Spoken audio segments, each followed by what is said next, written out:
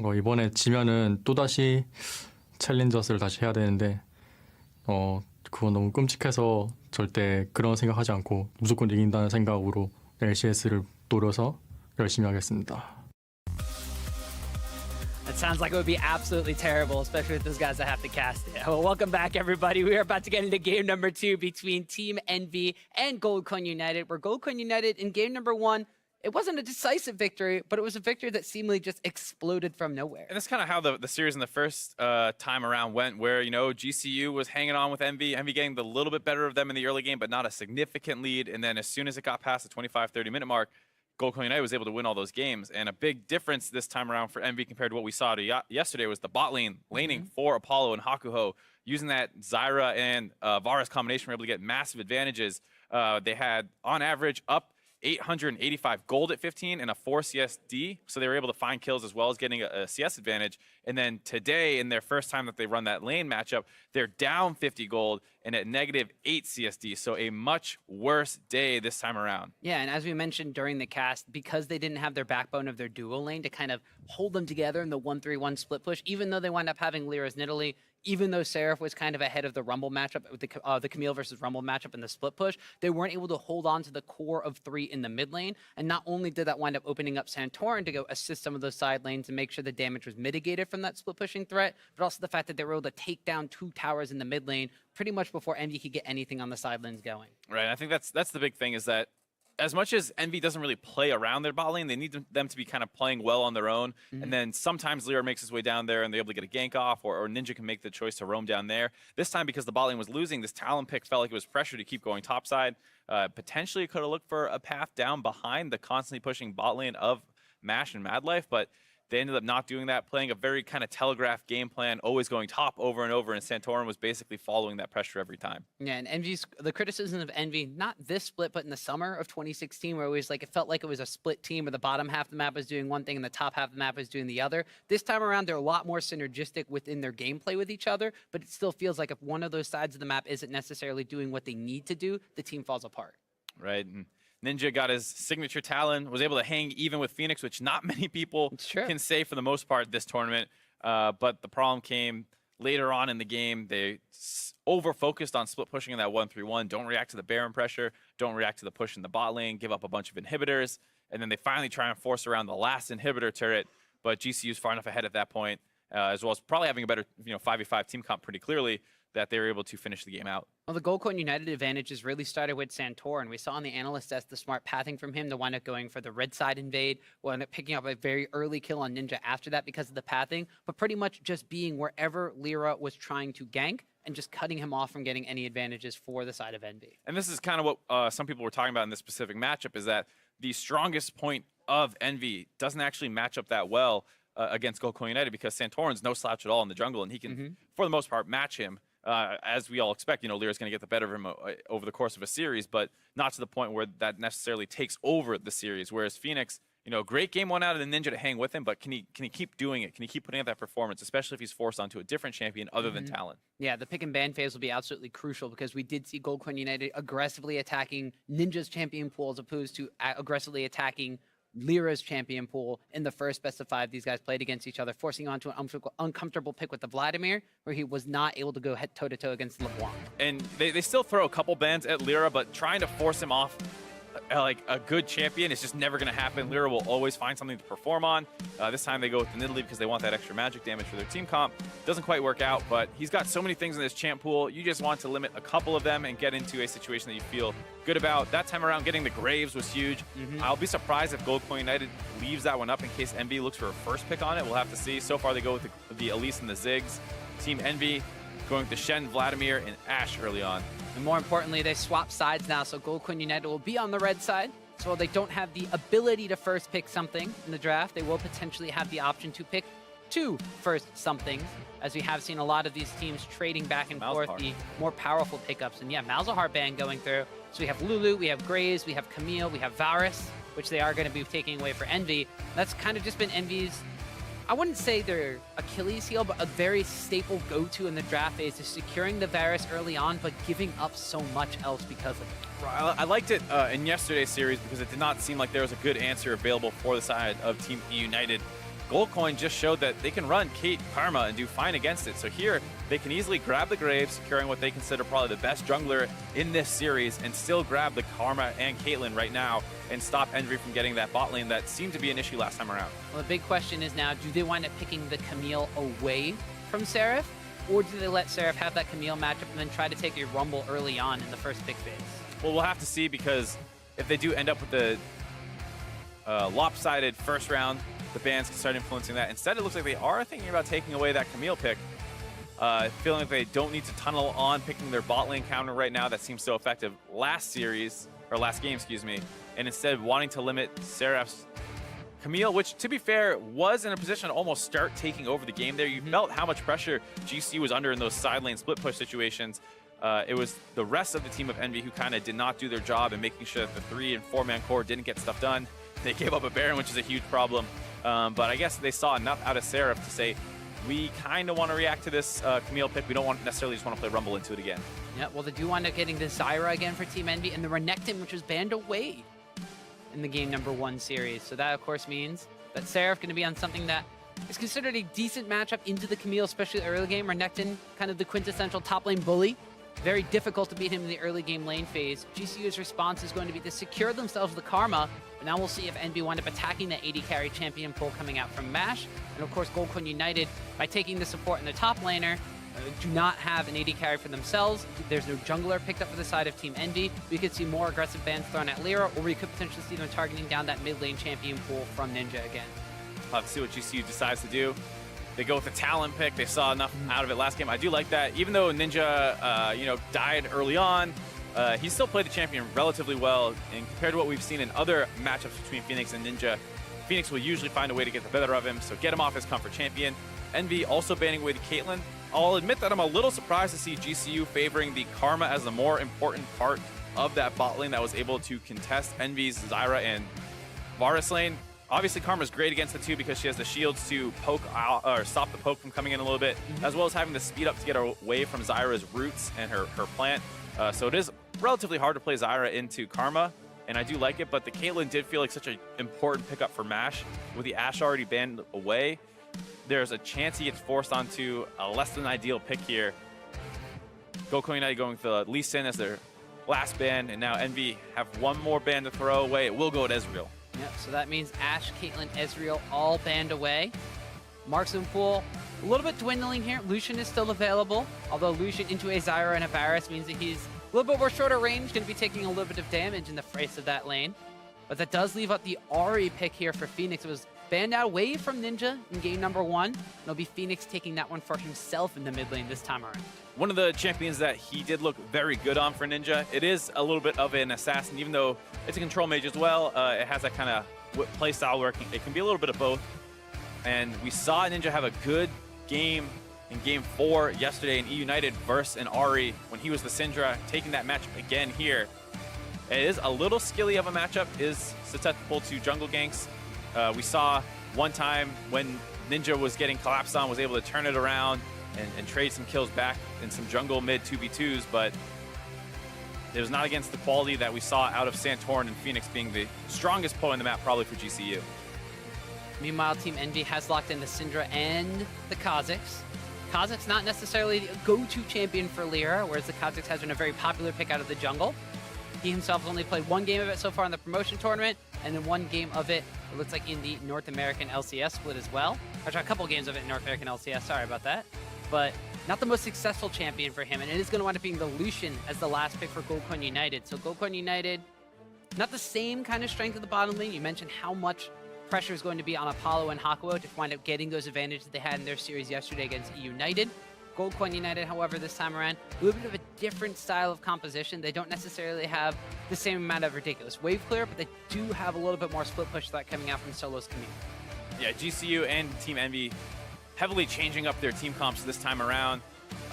Team Envy basically going with a 5v5 team fighting team comp, and Lyra, even though the Kha'Zix still is not like a super powerful late game carry, he does continue to scale pretty well into the late game, playing that assassin role.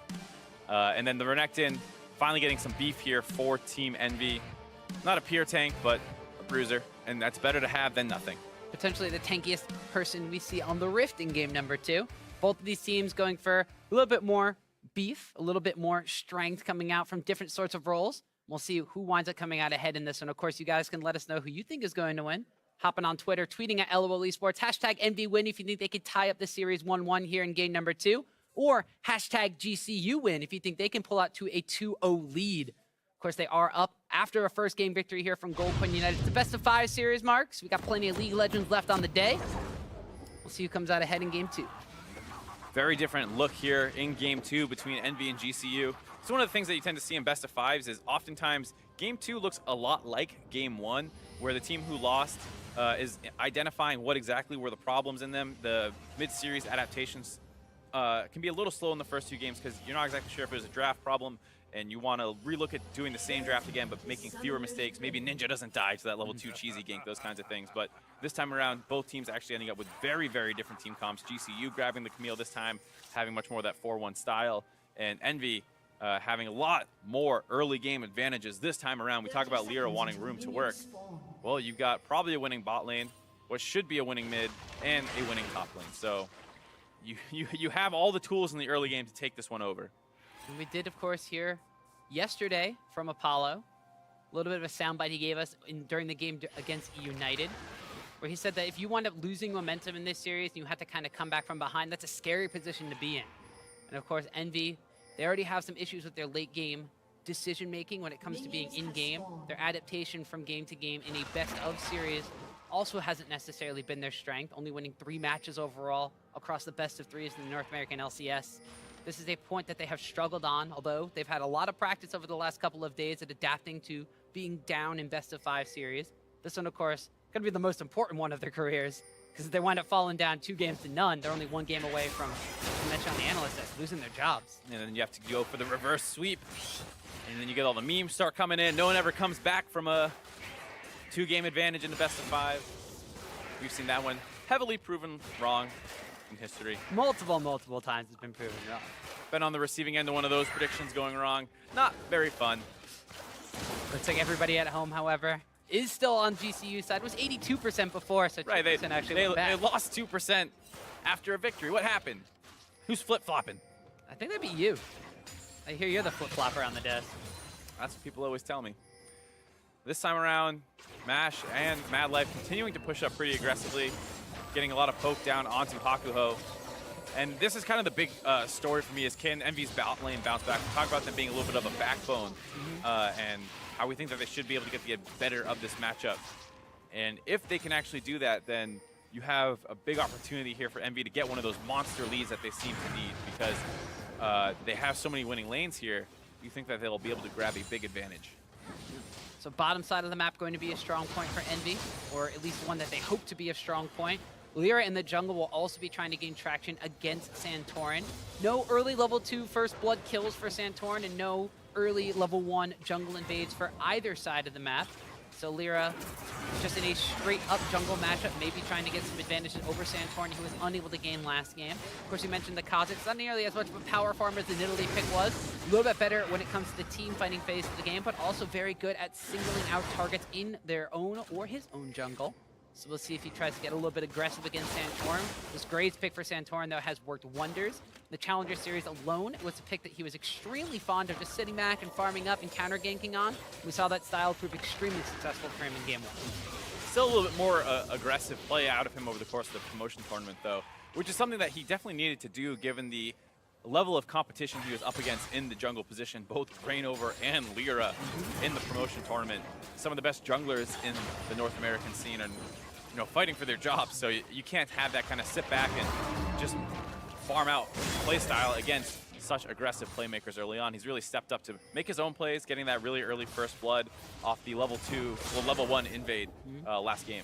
And we actually heard on the soundbite as coming into the commercial break where he was being a lot more vocal as to calling out summoner spells, letting Phoenix know if he could dive or not. And we talked to him on the desk at the beginning of the Challenger Series, and he said one of the big things he wanted to work on was becoming a team leader, becoming a better shot caller, and being somebody that not only is deserving of his LCS spot, but has earned it. Between him and Mad Life, Gold Coin United have had extremely good vision control, and he said between the two of them, those are where they try to focus down on who's going to be calling what shots out, who's going to be making sure the team moves across the map.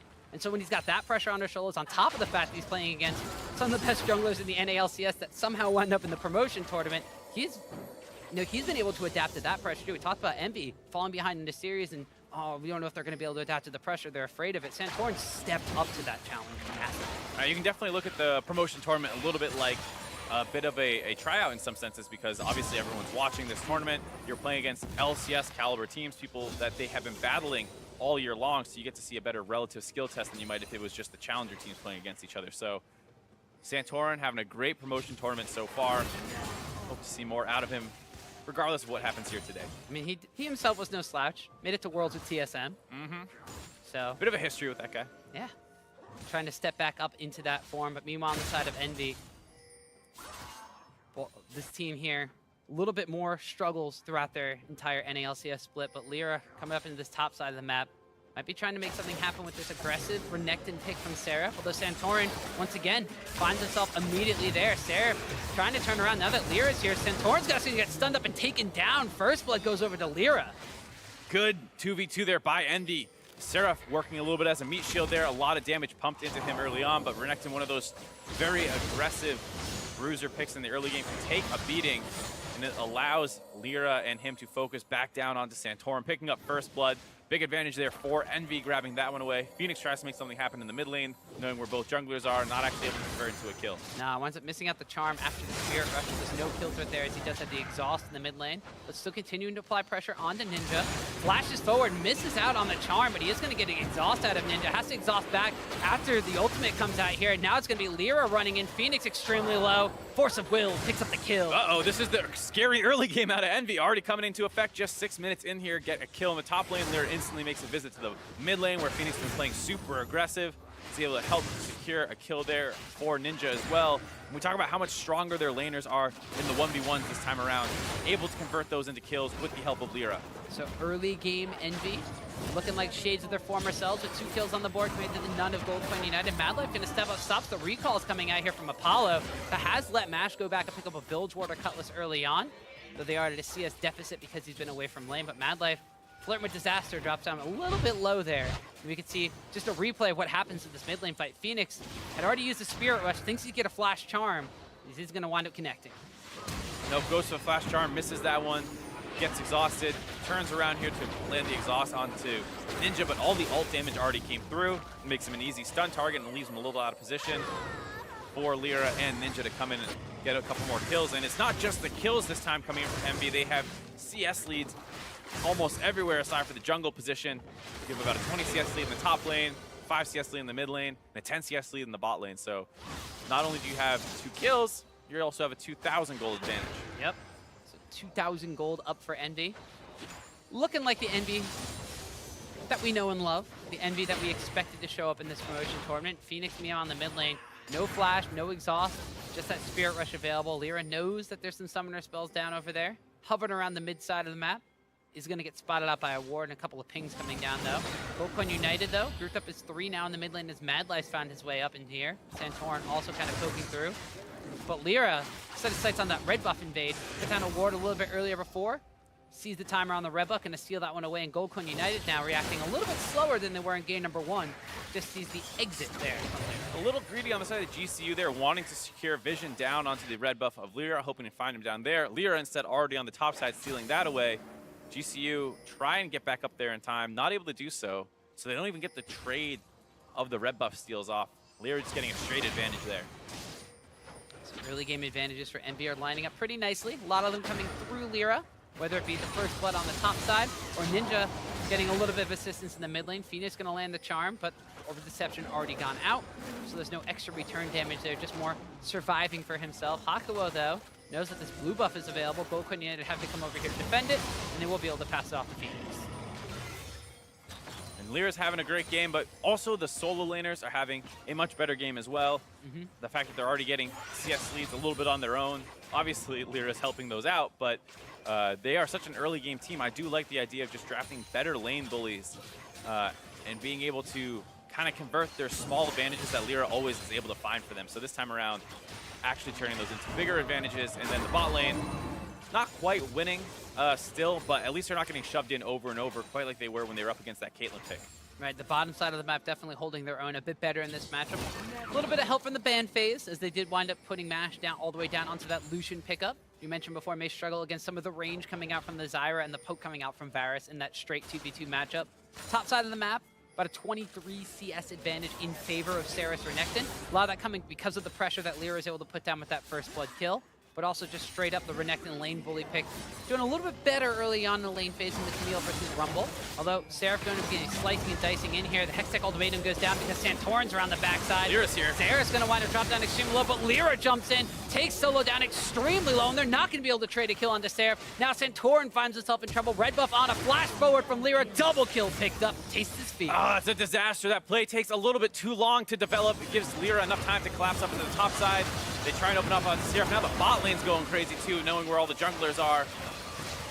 Envy's bot lane having the ability to pick a fight basically whenever they want to with the lockdown CC available with the Varus ultimate. Hop on the MASH. They're not actually able to force out any summoners. It's actually Envy's bot lane who lose their heal. But during all that time, Envy with that 1-2v2 on the top side, take down the top turret, ballooning up to about a 4,000 gold lead already. Yeah, and a lot of that is going to specifically be on Seraph. He's got that solo gold from the tower, about 1,800 gold Renekton holds over the Camille. Already a finished Black Cleaver, 11 minutes into the game. We said one of the victories for Team Envy against Goldcoin United came through Seraph and his Renekton play. That 52.5-minute game number 2. Envy are looking to set this one up a little bit quicker. Yeah, but the big difference was that time around they were on the Nautilus pick, who has a much better job stabilizing as it's no longer a carry versus carry matchup. Here, where they're trying to make plays to get Solo going on the carry, but Lyra's there to cover. Seraph gets very low. They almost are able to clean this kill up. Nice last-second flash out there. Solo can't get in range. Now Santorin's left in a one-on-one versus the stronger Kha'Zix pick. Lyra flashes in to secure the second kill, and you gotta look at this strategy where last time around we saw, for the most part, Solo playing more stable picks. This time playing Rumble in game 1, looked decent, still fell to the pressure a little bit of Seraph, but this time on the Camille, has the Renekton counter pick playing against him, and you have to wonder if it was right to kind of opt into this champion. Well, a little bit of trade damage there for Solo as Seraph is just content to tank that one up. Has the Phage built up. No Sheen yet, so he's not going to get the extra burst of that Spellblade damage. Goldcoin United's bottom side of the map, though, looks like there might be a dive coming in from Envy, but Seraph just pops the Dominus, trades back down on the Solo. The power of that early Black Cleaver forces the flash away from Camille. Now on the bottom side of the map, Madlife and Santorin trying to come to the aid of MASH. Madlife has to flash over the wall there because Lyra is ready and waiting. Yeah, not enough vision control down on the side of Goldcoin United. You see they finally got a ward into that bot river. The rest of it is all Envy control, and they were able to path into the jungle, essentially, of GCU, so as they move down to the river to try and help MASH, they actually get cut off there, force out Madlight's flash, and that opens up the dragon now for Lyra to take this one away. Not much of a contestant as Santorin's on the top side. I don't know if he's looking for Seraph or looking for some farm, but either way, he finds the Crocodile. He finds a Renekton over at his Trugs, and he has to back away from that. Meanwhile, Ocean Drake going to go down in favor of Team Envy, so they get the first Drake of the game. Next one will wind up being a Mountain Drake, so don't worry, Mark. We're not getting another Cloud. We're not getting another Ocean yet. Where are my Infernals, though, Tom? No Infernals to be found in this best of 5 quite yet, but if Envy keep playing this way, we're going to have at least 4 games to try to find some Infernals. 4 kills to 0, with 22,500 gold lead compared to 18 and about a half for the side of Goldcoin United. The first tower has gone down in favor of Envy as well, so playing to the strengths of their early game aggression. The big question is going to be, can they hold on to this lead? More importantly, not can they hold on to this lead, but can they transition this lead into a victory? They still got a lot of time, a lot of league lessons to play for that. They got to keep up this aggression and keep GCU on their toes. Well, it looks like they're trying. You see the Varus ultimate come out of Apollo there, just misses. And even with that, they're still continuing to push up. They don't need their ultimates. They got a lot of poke available. Hit MASH down to half health, force the pot out of him. Has a little bit of sustain with his Cutlass completed, but still not a fun lane matchup to be in. I'm also liking what Envy is doing this game against Goldcoin United. You can see on the bottom side of the map, there's a lot of vision control around the mid lane river area. So if Phoenix on this mobile Ahri pick is going to try roaming down to their bottom lane where they're shoved up super aggressively, they're going to be able to spot it out. We saw the Syndra blue buff being traded over. We normally see if there's a dragon on the map or if there's a bot lane being pushed up, when that mid laner leaves to get the blue buff, we see a roam coming out from the opposing team here. Phoenix and Santorin going to get aggressive here, are able to get a pickup kill on the Ninja. The 2 teleports being channeled in from both top laners. It was canceled there by Solo, but completed by Seraph. They want to try to get a kill on the Santorin. The flash and the slice still has the dice. Yes, he's going to be able to chase after Phoenix, who has to flash away from that one. Solo's kind of left Phoenix all to his lone, so the dominance has been popped. The slice will be available in 2, 1. Slices forward. Dice is after. Phoenix goes down. Charms him out of the first part, but enough follow-up there for Seraph to get a double kill for himself. Now Solo caught under the turret. Might not be able to get out of here. Seraph has cut off the escape. The hook shot connects, but he blocks off the second half of it. It's going to drop some damage onto him, but Solo's gotten far enough away at this point. Well, meanwhile, on the bottom side, the culling connects onto Hakuo. Stranglethorns has to go out. Apollo holding onto his chain of corruption for a turnaround here, forcing Mash back. A lot of aggression all over the map there, but you see Goldcoin United don't have really any CC available to them in that bot lane, just a couple slows, even with the Cutlass coming in. So it's very hard to actually force down onto Envy's bot lane, who has way more hard CC available. So if they ever find an opening to start things off, Apollo and Hakuo can really be the ones to decide if they want to force it. Here, Mash walks forward. There's that chain of corruption coming in, waiting for the perfect opportunity, and Mash gets smashed. And there you see the importance of tracking your cooldowns. Apollo's ultimate had just come back available. We saw just a minute or two ago. He missed that one. This time around, Mash, probably not sure if that's actually available, walks up to try and trade with Apollo, gets hit point blank with that Varus ultimate locked down and killed by the bot lane. And with that, they also grab their third turret of the game. Yeah, and all off the back of some aggression in the mid lane. Started up by Goldcoin United, but answered in time by Envy. Right, it's a nice opening. Obviously, Phoenix has been missing his charms, making this a little bit more difficult. And that drops Santorin low enough that while the teleport of Seraph completed, he was able to chase him for some more kills. Yeah, meanwhile, we saw aggression from Ninja going down onto Phoenix's Ahri. Looks like Phoenix had gone over and gotten the blue buff passed off to him. There's a couple scatter the weak stuns, forcing us to snap back to reality here as Phoenix about half HP. Forced a wave clear underneath his own tower, but about a 7,000 gold advantage now for Team Envy. This is a massive advantage, more than we're used to having them see. Some of these leads they got against United, they kept them throughout most of the game, but the difficulty was they needed a Baron in order to close it out. At this point in time, they have 3 towers already. Yeah, I mean, these are the kind of leads that you want to see out of Team Envy, where you're confident that they're going to win the game. If they have a 3,000 gold lead at this point, there's still a possibility, a high possibility that Goldcoin United comes back into this game. With a lead this substantial, Goldcoin United is definitely in a bad spot. Well, they should be all but taken down, but Envy, this is the point they've been trying to make. They are an extremely early game focused team. They get these leads. They'll take down outer towers. They'll split push down with the Seraph or Nectin. But then lane assignments and team fights and skirmishes do not go their way in the mid to late game. And Seraph here gonna maybe bite off a little bit more than even he can chew at this point in time. We'll wind up going down to 3 strong on the top side, but a good reaction from Team Envy. They know there's so many people in the top lane. They're gonna push down for the last outer tower. Apollo, though, getting trades down on by Mash. Flashes away from the chain of corruption, but Mash with one piercing arrow takes him down. Actually, a great job backing into the brush there. Mash was a little slow, using his blue trinket to secure vision to get the follow-up auto attacks onto Apollo. And as I talk about this, Mad Life goes down. More like Mad Dead as Lyra picked up a kill. yeah, Mad Dead absolutely trying to move down to that bot lane, gets picked off in his own jungle. And Apollo winning that duel.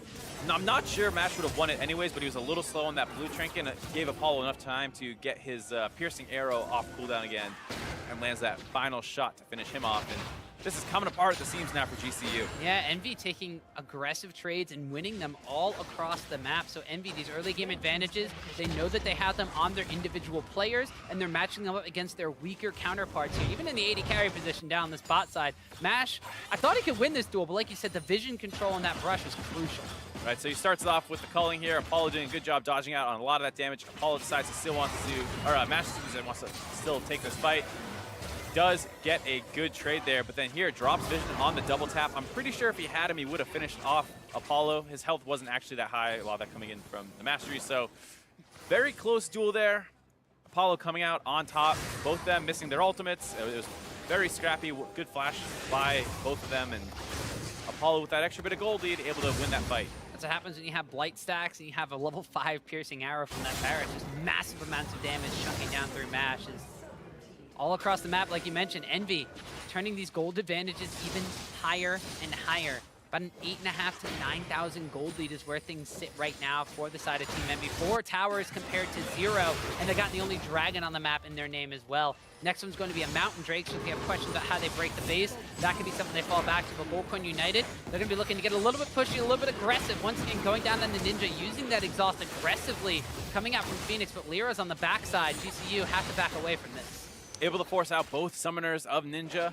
This is a potential window over the next couple minutes to try and make a play, but you're so far behind at this point. You want to keep looking for fights. You want to look for these small advantages, but at some point you need to find a way to break a big fight back in your favor, as well as grabbing some objectives off the back of it. And the problem is, Envy's doing a good job pushing in all the other lanes. You see Renekton shoving the bot wave all the way in there too. Solo has to go down and catch that one. Up on the top side, Apollo pushing in that wave. Now it's going to be a little fight in the bot lane. Solo a little caught out. Yep, Solo getting some good trade damage. Though has the Trinity Force finish in addition to the Ninja Tab Eye, so Seraph gonna have to pop his own Dominus and keep himself healthy. He did see Santorin coming around the sides, so maybe getting a little bit scared. Flash over the wall from Hakuo. Misses out on the roots. The Stranglethorns gets used. Scatter the weak. Decent amount of damage traded back on the Phoenix. Good footwork though, dodging out on the grasping roots there, as well as avoiding the slow from Ninja. But still 4 slow, gonna have to go back to base, heal up. And this basically secures the Mountain Dragon for Envy. Goldcoin United coming out a little worse for wear and a couple too many trades there, and Envy extremely far ahead, so a little easy for them to grab this one. Yeah, like we said before, they need to fall back, take this Mountain Dragon. They have the lead. They can utilize that one to start breaking down some of these inner towers coming in for the side of Goldcoin United. The second Mountain Drake will be the next one. So that could potentially even push that snowballing threat further on. And then Baron, now that we're 21 minutes into the game, becomes a real threat. They already have both of those top lane towers down for the side of Team Envy. They can try to force somebody to split push on the bottom side against this Renekton. That could open up that Baron play. Wrapping around Solo. Could just open up this tower. They are going to flash forward onto Solo. The Stranglethorns, the roots will not wind up landing. Solo going to use the Hextech Ultimatum, but he's already gone down. Hakuo picks up that kill. There's really nothing for GCU to force back on. They're trying to go for this Baron. They're extremely far behind and not going to have that much damage onto him with Apollo and Ninja in the area. They're extremely squishy too, and they're not going to really be able to tank that one up. So I like the gusto that they had, but Goldcoin United, they just can't do that one. It looks like they're trying to go for some desperation plays at this point. 10,000 gold deficit at 20 minutes is massive. Yeah, it's very hard to come back in this game. We keep saying that.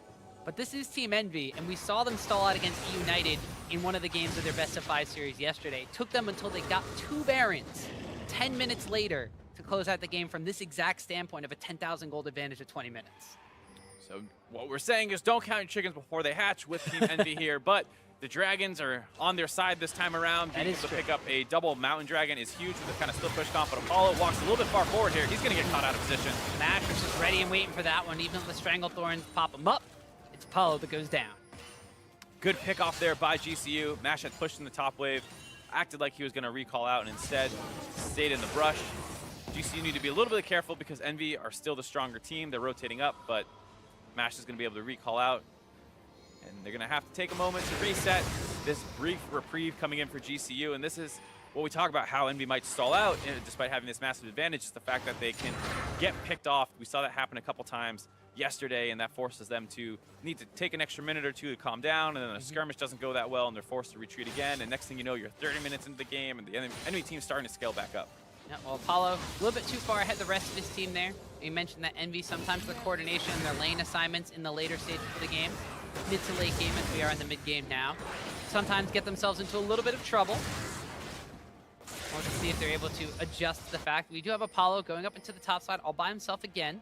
Meanwhile, Hakuo is trying to secure vision around the Baron Pit area. Yeah, could potentially just be a repeat of what we see. Apollo, though, got a minion wave to stop off and farm, so Hakuo will give him a little bit of time to come back. And Apollo very wisely backing away. They see some pings coming down the river from those wards Hakuo will wind up placing. They see Santorin and Mad Life coming around from the side. Mash decides to pop out and foil. Oh, Lucy, Apollo is not insane, does not attempt the same thing over and over. Phoenix getting though, cursed out here a little bit. Unleashed power winds up going down. The exhaust comes out as well as the Karma Inspire shield. So Ninja starting to get the better of these trades, these 1v1s in the mid lane against Phoenix. Phoenix able to live though, doesn't actually lose too much more than his exhaust. Still hovering around, kind of low health though, signaling to Envy that can't really take a fight right now. He's going to wind up trying to recall, though it's not necessarily in the safest place. Plants are going to wind up targeting down the Mad Life, so Phoenix completes that recall. Envy, though, knowing that they've chunked out the mid lane, they've chunked out a large portion of the wave clear coming out from Goldcoin United, trying to push down this mid lane. Forces Santorin to wind up using his end of the line to wind up wave clearing. But now Envy, wrap around the backside. They know Mash is kind of up here all by his lonesome. Are they going to be able to get the catch on Mash this time? He's not in the best spot on the wrong side of the map now, running away from 3 people. Does the fadeaway culling, trying to scare them away from him, but looks like he might be able to meet back up with his team now on the other end. Buys some time to meet up with Goldcoin United, but there's a teleport coming in from Seraph. No response quite yet from Solo. They're trying to catch on the Phoenix, who has to flash away. He's already used his Spirit Rush. The flash after from Lyra. He goes unstoppable. Nice pick off onto Phoenix there, who had kind of thrown himself at Envy to distract them from chasing down onto Mash. He did cut off the escape for him, but it left himself in a bad spot. The teleport comes out from Seraph as well. It's not the end of the world for GCU, but now they're pushing in that bat wave on the top side, and no one is back there to defend. Lyra will not actually go for the inhibitor turret. Looks like they're peeling back and pinging onto Baron. Yeah, Solo in the meantime walked up from the bottom lane, didn't really get anything done, couldn't use his teleport. There's no wards in the area for him to go to. Tries to go to the top side. Goldcoin United face check into that brush, and Envy is waiting and ready for them. Double kill. Exactly the kind of play they need there. They find the pick onto the jungler. Obviously, GCU is in a terrible position so far in this game. You have to be scared of this Baron buff. They're so far ahead. Look how fast they do this. Almost everyone on the side of Envy building damage, so you have to respect how fast they can do that Baron buff. On top of the fact they already have a Mountain Dragon down. They walk forward and get blown up, but you can't really fault GCU at this point because there is such a threat on that Baron buff. And as we see here, Goldcoin United, no vision whatsoever besides around the backside of the Baron pit. Walks right into that brush, and Mad Life and Santorin just get deleted. Quick 2 kills turns into a Baron there. And with that, MB can now start setting up their 1-3-1 yet again. Or go for the 4-1. They don't have a teleport anymore because Seraph did use it to get that cleanup kill onto Phoenix. So who knows exactly what they're going to go for. Looks like they're looking for that Mountain Dragon before they start getting the push going. They have an okay amount of vision up on the top side of Goldcoin United's map. So they could potentially go for a Renekton in the top lane, the rest of them in the mid lane kind of push situation so that Seraph can group up with them rather quickly. It looks like they're dual lane here on the bottom side, Renekton on the top side. They might just be going for the full split. As you mentioned, Mountain Drake spawning in a couple of seconds. Might be looking to pick that one up before they make any sort of aggressive moves on the map. See Apollo using his blue trinket there, scouting out the brushes in the side waves now. Does not want to get jumped on by the enemy team again. And to be fair, it's actually a fairly important thing. We saw, there's a great example of Arrow knowing to do this instinctively and telling his support to go check those brushes and making sure he's hanging back until he's sure that they're clear. And then you see some other players, I believe it was Keith or someone who did not actually do that kind of check. And it's one of those things that comes with experience and you want to see more out of, but it's always a little scary as an AD carry. You're balancing, trying to remember so many things. Sometimes you forget to check one of those brushes. Go fool me once, shame on you. Fool me twice, shame on me. Coming out from Apollo. Learning and adapting in the middle of the series to make sure he does not get jumped on there. Meanwhile, second Mountain Dragon in the game does wind up going over to Team Envy. Gives way to an Infernal Drake, Mark. Although we may not wind up reaching the point where Envy needs to take that one. Oh, this game better not tease me that much. The one time they show me the Infernal Dragon, the game's done before it actually spawns. 13 kills to 3 and a 15,500 gold lead makes you think that Envy, even with their struggles in the mid to late game of being able to close things out, are going to be hard pressed to falter here. Although Envy has their bottom lane getting flanked here by a teleport coming up from Solo, but they immediately stop him on Chain of Corruption. Strangle Roots knocks him up in the middle of a hook shot, and Solo just feeds another kill on over to the side of Envy. Now they're trying to chase down on the Goldcoin United, who have to retreat to their own base now. And it's Envy pushing up the bottom, pushing up the middle. Already towered down on the top side, so this exposed inhibitor if they want to rotate to that one. I like the idea there by Envy. They're getting chunked out really low. The idea out of Goldcoin United, you know they don't have the teleport to match. You want to get a teleport flank off and force something before the minion waves really start crashing down into your turrets. Unfortunately, he just gets chain CC'd up. Envy gets an easy kill. Now they're continuing to try and force. Maybe a little bit too forceful here as Mash just gets taken low, but he also responds back in kind onto Seraph. We saw Phoenix with a blinking health bar for himself. Envy, though, got to take down that last inhibitor tower of the game. Every tower except for the Nexus towers has gone down on GCU side, and they haven't even gotten one back as a response. Mid lane inhibitor winds up falling. Bottom lane inhibitor winds up going down. Goldcoin United, they're on strict tower defense duty now. Goldcoin United seemingly up against an insurmountable lead now for the side of Team Envy. They go back, they heal up, they reset. Only one more inhibitor to force down. 2 turrets left available on the side of Goldcoin United. Only those Nexus ones available. It's going to be pretty hard to mount in defense now, especially with their teleport down. They're going to try to find some kind of fight most likely, but it's a little too late now. And like I was saying, I like the idea of teleporting in there, but you see how much lockdown is available for the bot lane of Envy. Just as soon as he showed up in the fight, was actually unable to move the entire time before he died. Yeah, the unfortunate downside for Solo is that he is still 500 gold ahead of Hakuo. So not necessarily in the strongest position right now. Gold Coin United all across the board have had disadvantages pretty much since the early game. Lyra helping the top side of the map get first blood meant that Solo was at a disadvantage against Seraph. Bottom side of the map, we talked about how important it was for Apollo and Hakuo to get advantages, and Hakuo utilizing these plans to check that brush. Still takes a decent amount of damage for himself, but they're able to get a quick kill onto Mash. Lyra over the side of the wall chunks people down extremely low, and now the teleport coming in for the side of Team Envy because that one is back available. This is going to be the collapse. This is going to be Sarah picking up a kill on the Mad Life, a slice and a dice after Santorin. The stun comes up, and Santorin goes down. Gold Coin United futilely trying to start a fight against Team Envy, and Envy, this might just be all they need to break the base and break the Nexus. You talk about how much damage Hakuho had, having his gold comparable to Solo there. Chunked out the entire team of Gold Coin United when they try and force that play. Easy chase down for Envy now. They get 4 kills. They're going to close out game 2 here off the back of a monster early game. And a 6,300 gold Baron power play to close it out. Envy. Look, where were they in game number 1 like that? They looked like they had cruise control on the entire time. Well, the big deal was the fact that they got a bunch more winning lane matchups this time around. We saw Lyra was able to influence the lanes game 1 as well, but having champions that can fight on their own a little bit better, they can bully these lane matchups. They're able to take those kind of advantages that Lyra tends to get every single time, but this time convert them into much bigger leads. And you got to look at what Gold Coin United chooses to do in the draft here.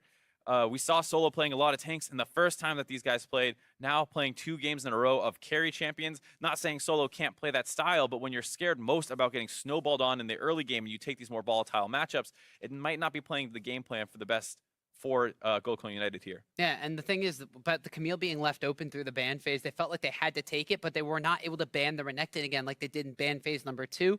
Envy wound up capitalizing on that matchup on the top side in the first pick phase, and they come out ahead in that matchup by giving that first blood over in the top side of the map and getting that advantage ahead. But also, you really have to kind of give props to Ninja in this matchup. The Ahri from Phoenix looked really solid yesterday against Team Liquid. Ninja himself on Syndra stepped up in the series against E United yesterday, and today he wasn't massively ahead of Phoenix, but he was going toe-to-toe with it, and Phoenix was unable to move around the map. Yeah, Phoenix had a couple looks in the early game that he might have been able to convert into kills if he was able to land those charms. Unfortunately, he missed all of those, and then once Ninja was able to live through those first couple attempts, Lyra started showing up and started really turning the matchup completely on its head in favor of Ninja, and we know what a Syndra can do from ahead, and we saw Ninja play a really good game 4 on it last time in their series against E United, and here it looks good again. So Gold Coin United are going to have to find something to do about it. Yeah, well, Envy take game 2, so now let's check in with the analysts to see what they think of Envy tying up the series. You know what I think, Tom? You want to know what I think? I think the scoreline's 1-1. That's what I think of them tying up the series. I'm very, very focused on like 20 minutes. saying Ooh, I thought he was going to get it wrong. I was sweating. Yeah, it was close. I mean, hey, some of us think talent's level 3, some of us think the score is 1-1. It's close, it's close. I'll call you out on that one. So let's talk about this. Envy, I mean, this looks like every Envy win. They hard smash the game, Lyra takes over, and they have 20,000 gold at 20 minutes. That's what you said. Every Envy win. Every Envy win. I said every Envy win, not every Envy game. Yeah. All right, I just blocked out keep half up. the stuff he said. What you gotta say, Al? One thing I will say where it does look a little bit different is Ninja has actually been holding up pretty well in the mid lane. Yeah. Yes, this game was about Lyra, and we're going to get to watch him smashing. I think he was in the right place at the right time a lot of the time, but you know, Ninja deserves some credit for going even and doing well in a lot of these matchups against Phoenix. Yeah, I mean, a couple of the times we've seen him do well have been on Syndra as well, so that people might need to add that into consideration when they're trying to force him onto all those ADs. As far as this montage, though, Lyra absolutely smashed this game, and particularly Santorin. And this is why last game we emphasized so much how important it was where Santorin starts the game out counter jungling Lyra, and then they kill mid lane and like force him to show in lane early on in the game. Because if you don't, Lyra is absolutely going to blast this team, and Santorin actually gets counter ganked multiple times. He starts panicking as soon as he sees Lyra, it feels like, and he won't be able to play out the skirmish appropriately, and he died a couple of times there. So definitely still have to watch out for the star player there. Yeah, you definitely do. And this is one of those games where not only was Lyra individually successful, but his success kind of spilled over into the other lanes, right? Into top Seraph lane smashed. and stuff. Like, a lot because of the counter ganks. And the Renekton was already up quite a bit in farm. He was already doing very well in that lane. And then when you can turn around a couple fights, donate full solo gold of the first turret over to the Renekton, you start getting him enormously ahead to the point where the Camille never really gets to outscale, never really gets to a point where she can duel. I mean, honestly, when Envy wins like this, all lanes are actually doing well. Even we had the one picture there of Apollo 1v1ing Mashme, who tried everything he could. You know, he's going in on it, he's Lucian, he flashes the ultimate, it still goes down to the heal coming up. So basically, Seraph doing fine, or doing well, and then Ninja doing well as well. Yeah, I gotta say, even though the bot lane has been pretty, even though the bot lane has been pretty low impact, we have just seen sort of the group with the push lead tends to do well. Envy's like first picking Varus every single game, and okay, well, you got the Karma in there, you get rid of the Caitlyn, so now the push is not so good for Mash, and suddenly it's not GCU who's able to get the push lead out of the bot lane, because before Caitlyn, Karma obviously got a lot done, things like that. So yeah, it just feels like bot lane is just whoever's getting the push is going to get first turret at some point, and all the actions top side. I didn't really like the fact that solo blinds the Camille. We're seeing very clearly that Camille can lose lane. There are counter picks, and that's been playing out kind of every time. And one other thing from Champion Select that I just remembered as well is I'd rather see them put Phoenix on a team fighter who can really carry the game when they get towards that mid game. You know, first objective is to get past the early game without a huge deficit, but then setting him up for success with something like a Vladimir or something like that, rather than Ari or no, not quite the same effect. It's still a very good champion, and you still can take over the game, just not in a I definitely agree, because the games, even when he has been able to do really well in lane in the promotion tournament on the Ahri, like we smashed Piglet twice in a row on Ahri, couldn't really have the big impact on the game. And I kind of feel similarly about the Jace also, you know, but obviously he is feeling more comfortable on these picks. Otherwise he wouldn't keep picking the Ahri and keep picking the Jace. But I do feel like he needs to be playing those teamfight champions, because you can't always rely on shutting down Envy's early game, and they need to kind of have some sort of insurance for late. She's like in team fight comps, maybe a tank top, like bring out the Nautilus or the Maokai. Like, you know what, Sarah, if you can get ahead, that's fine, because a Maokai can withstand. Is that like the cake that we're baking here for GCU? Yeah, I mean, I think, you know, we heard Santorin talk about all you have to do against Envy is take them the late game, right? So if you set yourself up a stable composition with good scaling, with solid wave clear, you slow down the game and you try to play around where Lyra is, track him, and play safely, I think that you can get to a stage where, you know, Phoenix should be able to consistently outperform someone like Ninja in those team fights. Yeah, all right, we'll see if that ends up happening here. We're going to take away for a quick break, but stay tuned, because Game 3 is coming up between Gold Coin United and Team Envy. You're watching the North American LCS Summer Promotion Tournament. See ya.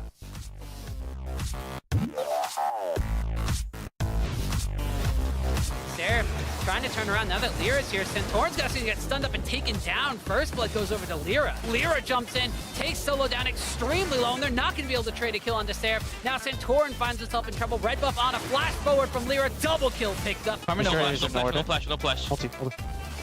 I'm on grapes. Okay, grapes. They immediately stop him up, Chain of Corruption. Strangle Roots knocks him up in the middle of a hook shot, and Solo just feeds another kill on over to the side of Envy. I got Lucian.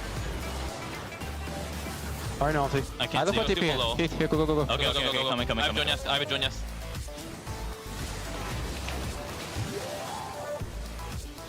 Careful, Camille. What Nexus? And then the game. Yeah, go in.